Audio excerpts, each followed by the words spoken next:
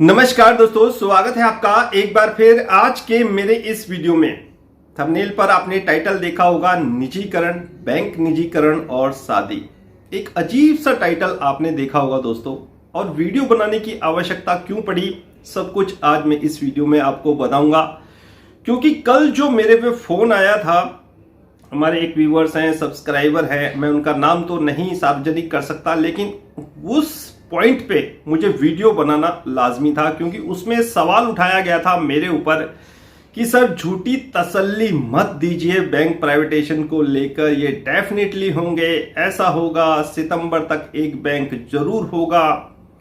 तो दोस्तों वीडियो बनाना मुझे जरूरी था, और आज का जो मैंने टाइटल लिया है, ये टाइटल इतना इंपॉर्टेंट हो चुका है। अभी तो मैंने शादी के बारे में आपको बताऊंगा, और निजीकरण किस तरह लोगों की निजी जीवन को प्रभावित कर रहा है, वो वीडियो में आप पूरा वीडियो अगर देखेंगे तो सब कुछ समझ जाएंगे। जी हां दोस्तों, वीडियो बनाने का उद्देश्य सिर्फ यही था कि आपको सत्यता की ओर ले जाना था। झूठी फरेब वीडियो मैं बनाता नहीं हूं। आपको पता ही है कि जितनी भी मैंने अब तक बैंक प्राइवेटेशन को लेकर वीडियो बनाई हैं, उसमें जो सच्चाई मैंने आपको बताई है वो हुई नहीं हुई, इसके आप साक्षात गवाह हो।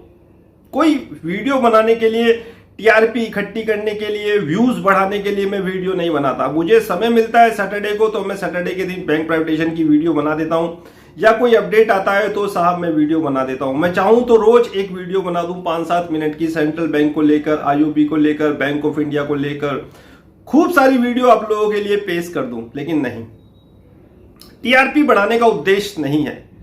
आपको पॉजिटिव रखना है, आपको वो चीज बतानी है जो चीज आप मेरे ख्याल से अभी समझ ही नहीं पा रहे हो कि भविष्य में क्या होगा।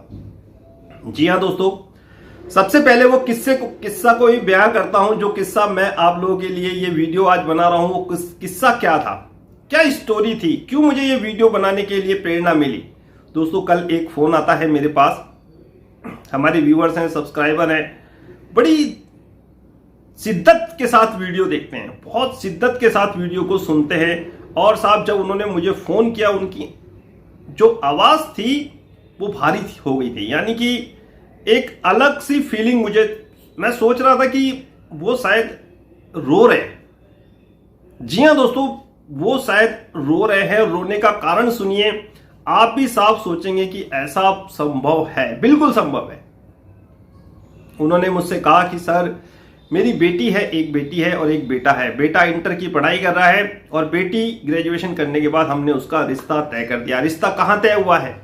बैंक ऑफ इंडिया के कर्मचारी के साथ उन्होंने अपना रिश्ता तय किया है। बैंक ऑफ इंडिया के कर्मचारी, रिपोर्टेड जॉब, इतना अच्छा रिश्ता, और उसके बाद भी उनके मन में चिंता, भय, डर इतना है साहब। रोज क्वेश्चंस, रोज कमेंट्स, आपने शायद यूट्यूब के कमेंट्स बॉक्स में भी देखा होगा, आप अच्छी तरह जानते होंगे। अगर बैंक प्राइवेटेशन की मेरी वीडियो देखते हैं, कमेंट्स बॉक्स पे अगर आपकी नजर जाती है, तो उनके मन में डर, भय, चिंता इतना था दोस्तों। और मैं समझाते समझाते, आज से नहीं 1 साल से उनको हमेशा समझा रहा हूं, पॉजिटिव रखने की कोशिश कर रहा हूं कि नहीं ऐसा नहीं ऐसा होगा, नहीं ऐसा नहीं ऐसा होगा।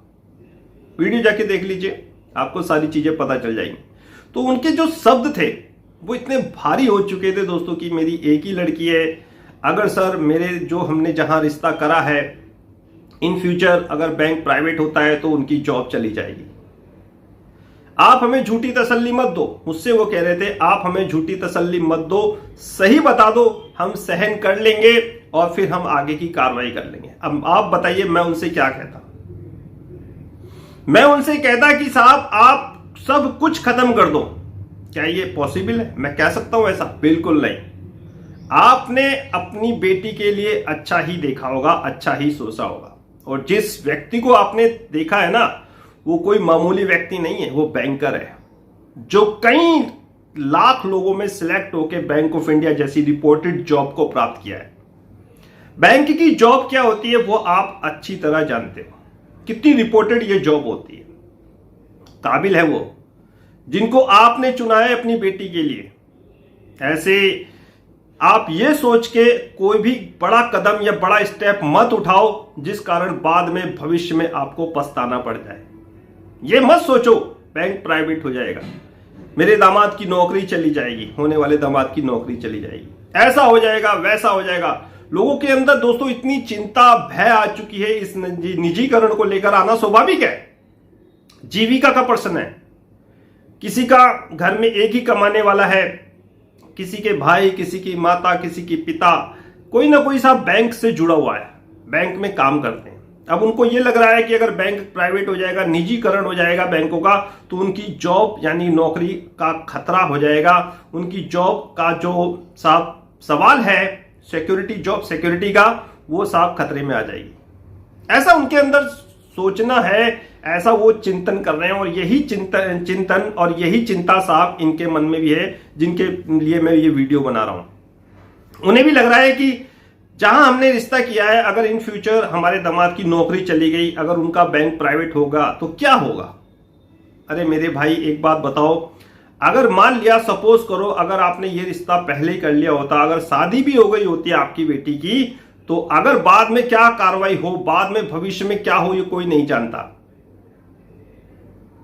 लेकिन आप आश्वस्त रहो, मेरे वीडियो पे ध्यान से मेरे वीडियो को सुनो। टीआरपी बढ़ाने के लिए, व्यूज बनाने के लिए मैं वीडियो नहीं बनाता, आपको वो प्लानिंग बताता हूं जो भविष्य में होने वाली है। संभावनाएं क्या है, इतनी सरकार हमारी साहब कठोर नहीं है जितना आप सोच रहे हो कि सरकार ये भी बेच देगी, वो भी बेच देगी।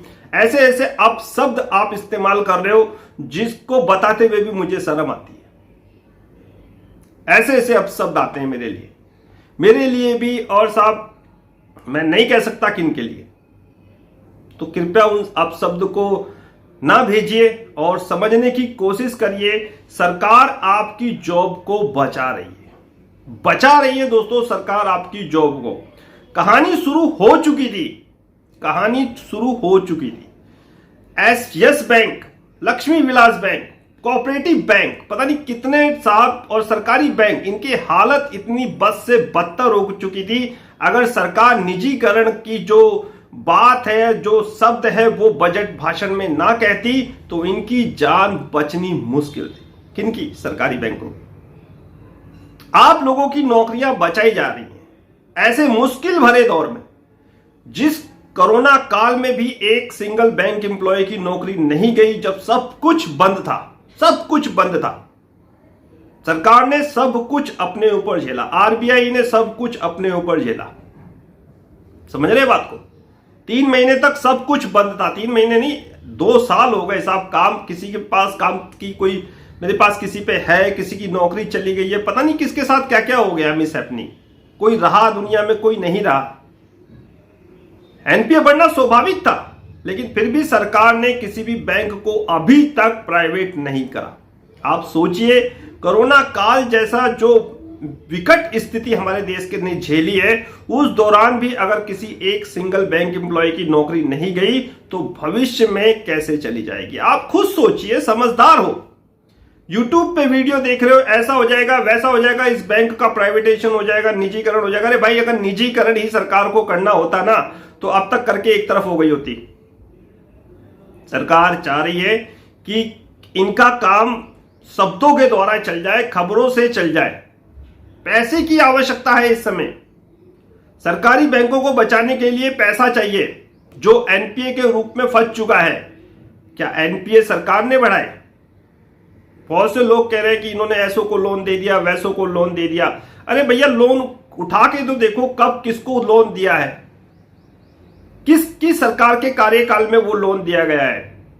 डिफॉल्ट हर सरकार के कार्यकाल में होंगे, एनपीए हर सरकार की कार्यकाल में बढ़ेंगे। अब जो आप बैंकर हो, आप बैंक हो, आपने किसी को लोन दे दिया, उसके माथे पे कोई लिखा है कि वो डिफॉल्ट है। आपने तो पूरी छानबीन करके लोन दिया है। अब सामने वाला साहब डिफॉल्ट हो जाए, एनपीए बढ़ा दे, तो इसमें आपकी या बैंक की या सरकार की क्या गलती। फिर भी दोस्तों, मैं आपसे वो मुद्दा अलग हो जाएगा एनपीए के बारे में। मैं किसी और दिन आपके सामने ये विस्तृत वीडियो लेके आऊंगा कि क्यों इनके बैंकों के एनपीए बढ़े और क्यों साहब सरकार को पीएस में प्राइवेटाइजेशन की नौबत आनी पड़ी, निजीकरण करने की नौबत आनी पड़ी। और निजीकरण होगा नहीं होगा, ये अभी से आप अगर सोच के ये चीजें अपने बड़े बड़े फैसले ले रहे हो ना, शादी करें ना करें, निजीकरण हो जाएगा तो ऐसा होगा, ये बड़े बड़े फैसले आप ले रहे हो तो सोच समझ के ये फैसले लो। ये मत सोच समझ के फैसले लो कि बैंक का निजीकरण हो जाएगा और फिर साहब मेरे दामाद की ऐसी हो जाएगी नौकरी, प्राइवेट हो जाएगी, नौकरी चली जाएगी, मेरी जो बेटी है उसका जीवन अंधकार में हो जाएगा। ऐसा नहीं है।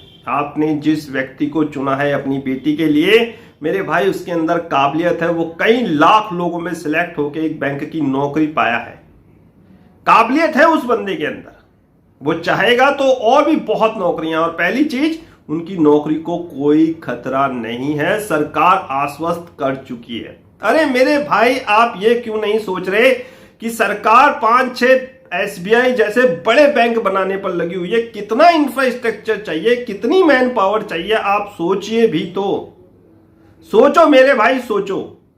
जो 6 बैंक अभी तक मर्ज नहीं हुए, अगर सरकार इनको मर्ज कर भी दे, सारे एक बड़ा बैंक बना भी दे, तो भी साहब हमारे यहां इतने रूरल एरिया है जहां अभी तक कोई बैंक की ब्रांच नहीं है। सब कुछ प्राइवेट हाथ में नहीं जाएगा। सरकार अपने पास भी कुछ सरकारी चीजें रखेंगी। समझ रहे हैं बात को? सरकार सब कुछ प्राइवेट नहीं करेगी। अगर सब कुछ ही प्राइवेट कर दिया फिर तो साहब एक मोनोपोली हो जाएगी प्राइवेट बैंकों के। फिर तो आम आदमी का जीना मुश्किल हो जाएगा। जो सर्विस प्रोवाइड सरकारी बैंक कर सकते हैं मिनिमम चार्ज में, वो प्राइवेट बैंक कर ही नहीं सकते। उनका मकसद है बिजनेस। तो सरकार दोस्तों सरकारी बैंकों को भी रखेगी। बहुत बड़े 5 या 6 बैंक सरकार अपने पास रखेगी और इन बैंकों को, ये बैंक ऐसे ही बड़े नहीं बन जाएंगे, इनमें मर्जर की कार्रवाई होगी। मर्जर की कार्रवाई होगी मेरे दोस्त इनमें। लास्ट में आप एक वो चीज देखोगे जो आपने कल्पना भी नहीं की। अभी आप स्ट्राइक करें, कोई बात नहीं, ठीक है, आपका हक बनता है प्रोटेस्ट करने का, अपनी आवाज उठाने का, कोई दिक्कत परेशानी वाली बात नहीं है, लेकिन देश हित पहले। अब आप ये कहोगे सर हम तो सोच रहे हैं लेकिन सरकार नहीं सोच रही। सरकार के रिजल्ट आपको आज नहीं दिखेंगे मेरे भाई। आज आप रिजल्ट नहीं देखोगे, रिजल्ट आपको बहुत सालों से, मेरे ख्याल से 1-2 साल बाद देखने को मिलेंगे। अभी तो विकट स्थिति इतनी है कि कोरोना से हम छूटे नहीं साहब, और यूक्रेन और रशिया का मैटर आ गया। ऐसी परिस्थिति में दोस्तों आप ये बताओ कि किस तरह अपनी इकोनॉमिक को सेव करा जाए।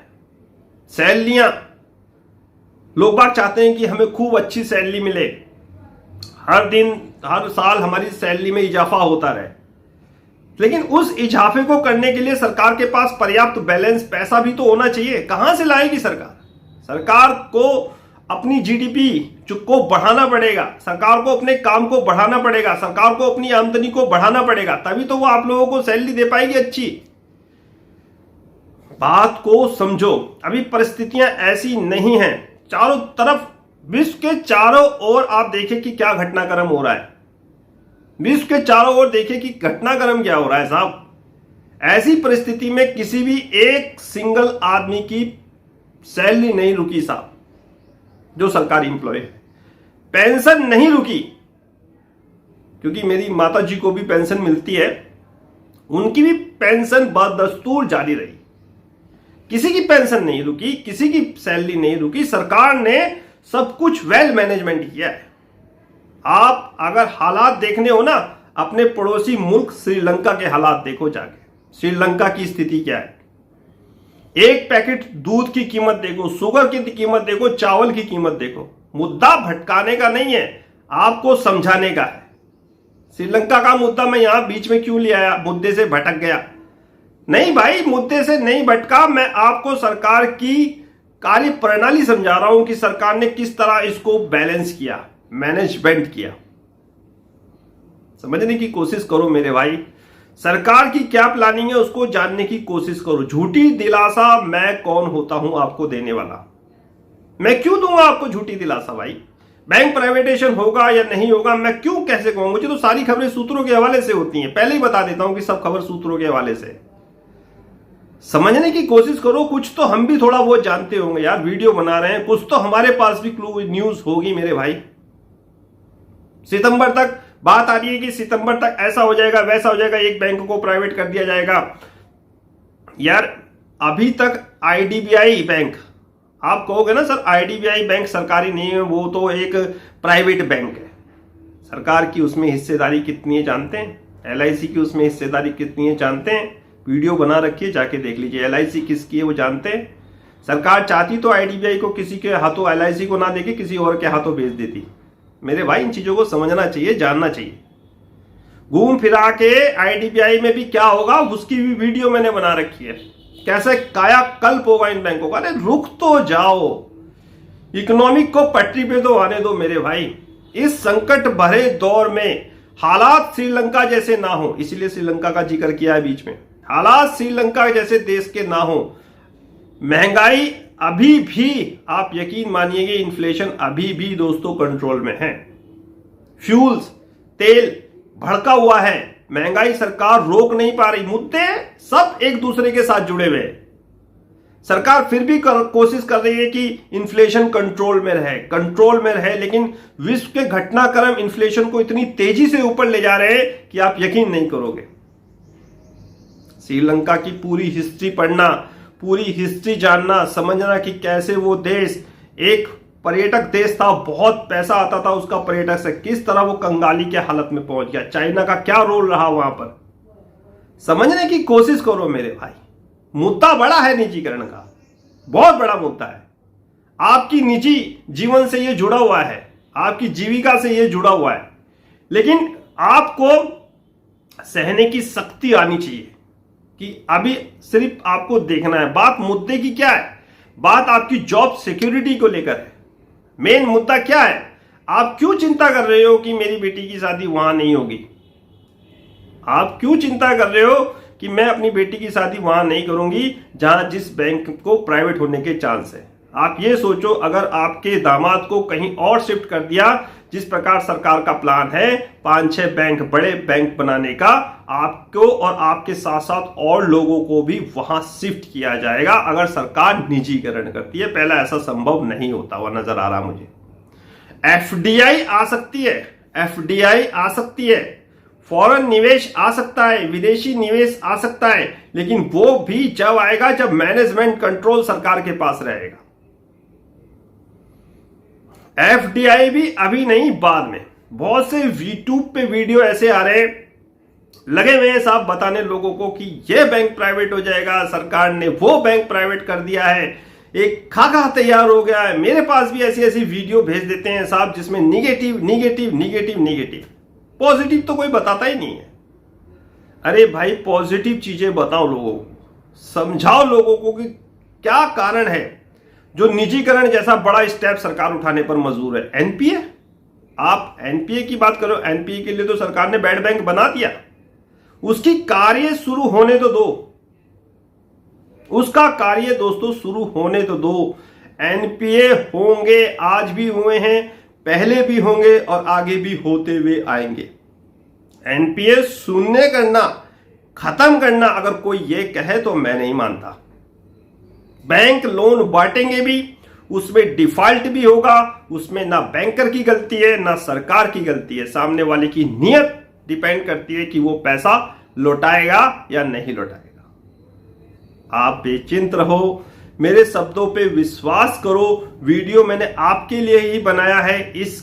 इससे जुड़ी हुई मेरे ख्याल से समस्या, जैसी आपकी समस्या है शादी को लेकर, बहुत से लोगों की नौकरी को लेकर समस्या है, बहुत से लोगों की जीविका को लेकर समस्या है।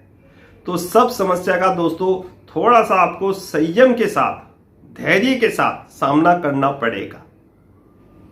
शादी आप करिए, कोई दिक्कत परेशानी वाली बात नहीं है। आपने अगर रिश्ता देखा है, योग्य पुरुष अपनी बेटी के लिए देखा, अपने बेटी के लिए अच्छा ही देखा है, तो आप उससे शादी करिए। डरिए मत, चिंता मुक्त रहिए, चिंता मुक्त रहिए मेरे भाई। अगर शादी हो जाए उसके बाद क्या हो ये कोई नहीं जान सकता। भविष्य आप अच्छा सोच के करोगे, लेकिन आगे की सब कुछ ईश्वर के हाथ है। आपकी बेटी का भाग्य क्या पता वहां जाके और भी चमक जाए। समझ रहे हैं बात को? तो कोशिश ये करिए कि सब शब्दों को मेरे पकड़ने की कोशिश करो। मैं बता नहीं सकता आपको, समय आने पर वीडियो ही मेरी आपको, जो आज मैं ये वीडियो बना रहा हूं, यही बहुत कुछ बयां कर देंगी। आप कहोगे मेरी बात कि सर हाँ कुछ कहा था, मैंने कुछ कहा था, कुछ बताया था कि ऐसा नहीं ऐसा होगा, और होगा, डेफिनेटली होगा। तो दोस्तों, निराशा, निगेटिविटी, यूट्यूब पे बहुत सी वीडियो ऐसी हैं जो आपको भ्रमित करेंगी, आपको गलत दिशा दिखाएंगी, लेकिन आपको उसमें जाना नहीं है। आपको पॉजिटिव रहना है, हमेशा सकारात्मक रहना है। हमेशा आपको सोचना है कि हमारी जॉब बिल्कुल सेफ है। सरकार ने पहले ही आपको आपकी जॉब को लेकर बहुत बड़ा बयान दिया है, एक बार नहीं कई बार दिया है। यहां कर रहा हूं, कल अगर मेरा बैंक प्राइवेट होता है, जिसकी संभावनाएं बहुत कम है, तो हमें सरकार दूसरे बैंक में शिफ्ट जरूर करेगी।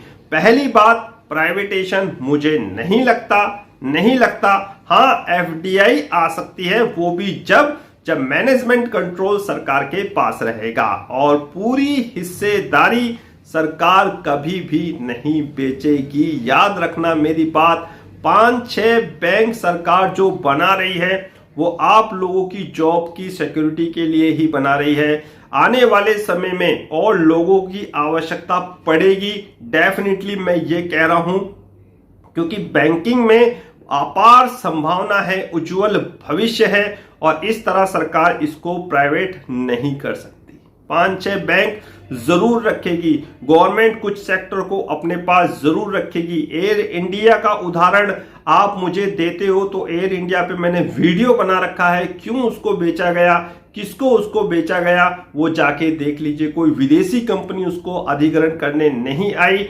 टाटा ने उसका अधिग्रहण किया, किसी भी सिंगल आदमी की नौकरी वहां भी नहीं गई।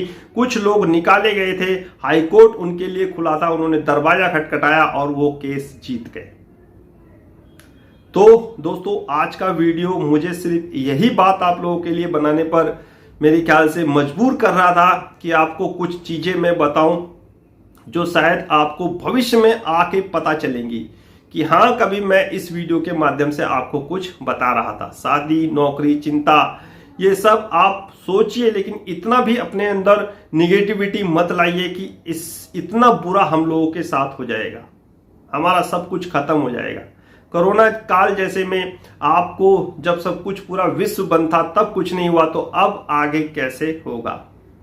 शादी करनी है, अपनी बेटी की शादी करिए, चिंता मुक्त रहिए, कुछ नहीं होगा। डेफिनेटली मेरे शब्दों पे विश्वास करिए। रही बात एनपीए की, तो किसी दिन फुर्सत में बहुत अच्छी तरह से समझा दूंगा कि एनपीए की कहानी क्या है, किस तरह ये सरकार इसको ही जड़ से खत्म करने पर लगी हुई है। और मैंने एक वीडियो ऑलरेडी आपके लिए पोस्ट की भी हुई है, जाके देख लीजिए एनपीए को लेकर। लिंक डिस्क्रिप्शन में लगा दूंगा उस वीडियो का, वो भी देखिए कि अब समाधान सरकार ने इसका भी ढूंढ लिया है। थोड़ी सी वर्ल्ड की इकोनॉमिक कंडीशन ठीक हो जाने दीजिए, थोड़ी अर्थव्यवस्था पटरी पे आने दीजिए, तब डेफिनेटली रोजगार भी सबको मिलेगा और साहब सबके घर पे खुशहाली भी आएगी। निजीकरण मुझे नहीं लगता।